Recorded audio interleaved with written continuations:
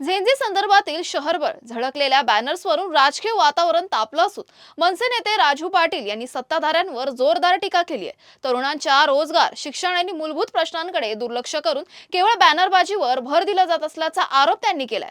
दरम्यान नवी मुंबई आंतरराष्ट्रीय विमानतळाला दिवंगत दिबा पाटील यांचं नाव देण्याच्या मागणीवरूनही राजू पाटील यांनी सरकारला सवाल केलाय। समाजाच्या प्रश्नांसाठी पुढे येणाऱ्यांचं स्वागत आहे, मात्र सत्तेत असताना आंदोलन करण्याऐवजी दिबा पाटील यांच्या नावासाठी राजीनाम्याची भूमिका का घेतली जात नाही असा प्रश्न त्यांनी उपस्थित केलाय। तरुणांचे प्रश्न आणि जनतेच्या भावनांवर ठोस निर्णय घेण्याची गरज असल्याचं राजू पाटील यांनी म्हटलं आहे। पहिले तर त्यांचे आभार माने की गेले, उशिरा का होईना गेले, निवडून आलेत, गेले, कोणी लोकांनी त्यांना इच्छा दाखवला नाही, तेव्हा त्यांचे आभारच माने। समाजासाठी कोणी येत असेल त्यांना नाही बोलण्यात काही अर्थ नाहीये, त्यांचं मोस्ट वेलकम। परंतु त्यांच्या नेत्यांना शहाणपण कधी येईल?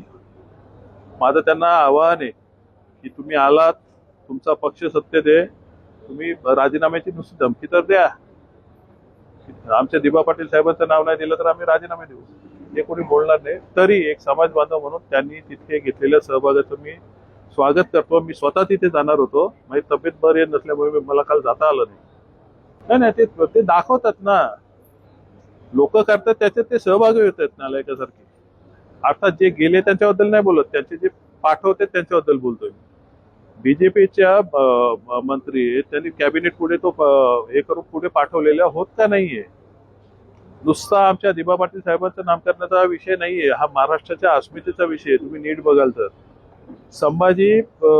छत्रपती संभाजी महाराजांच्या नावाने जो करेक्शन करायचंय संभाजीनगर विमानतळाचं, तो एक करेक्शन। जगद्गुरु संत तुकाराम महाराजांचा लोहगाव पुणा, याचाही प्रस्ताव पुढे गेलेले आहे।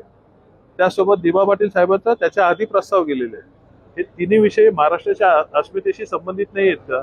वारकऱ्यांचा विषय, शंभूराजे तर आपल्या सर्वांचा अस्मितेचा विषय, आम्हा भूमिपुत्रांचा दिबा पाटील साहेब आहेत। हे फक्त महाराष्ट्राला टेस्ट करतायत आणि जाणून बुजून हे उद्योग करतायत। आंध्राचं त्यांनी नाव दिला ना नवीनला, तो महाराष्ट्राला का देत नाही?